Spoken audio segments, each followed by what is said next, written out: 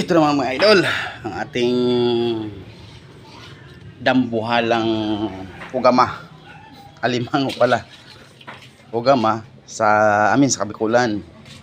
Alimango sa dagat. So ito na. Lulutuin natin to kasama itong tatlong yan, oh.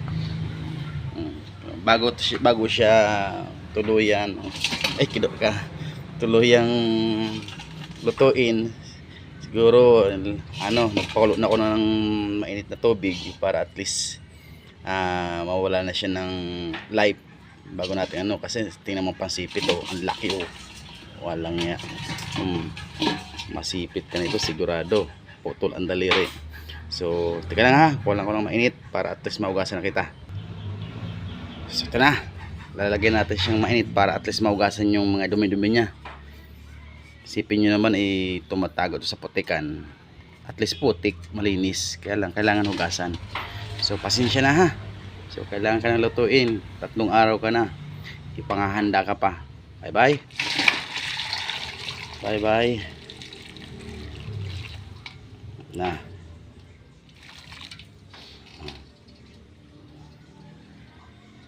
Kailangan malutuin eh. So, yan. Malapit na siya. Siguro okay na ito. Luto na siguro ito. Baka matanggal yung paa. Kasi pag nakasobran sa mainit na tubig, natatanggal yung mga paa niya. Kailangan buo pa rin yung paa. Sabi na natanggal na eh. Natanggal dre si bitis.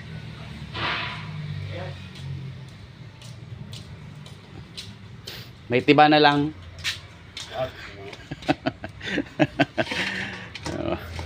Yan, tanggal na yung paa. I-plate lang to. Yan. Kasi ihanda ito sa anong handa to? Piyesta sa Sanayon. Oh, piyesta sa Sanayon. Late sa kanila sa school nila. Ang piyesta sa Sanayon. Ito, tanggal na yung paa.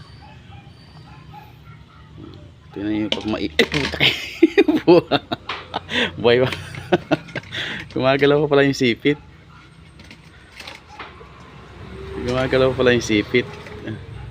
Gulat ako kanina. Tingnan ba naman kung maipit ka nito. Walang isa ipin pa lang, oh. Sigurado putol talaga, walang kawala, oh. May matitira pa naman, oh, kasi may siwang siya. Yan. Pag sobrang siya ng mainit, natanggal to yung mga paa niya. Luto, oh. Luto. Ano kaya kung may tiba na lang? Yan, oh, tanggal. May tiba na.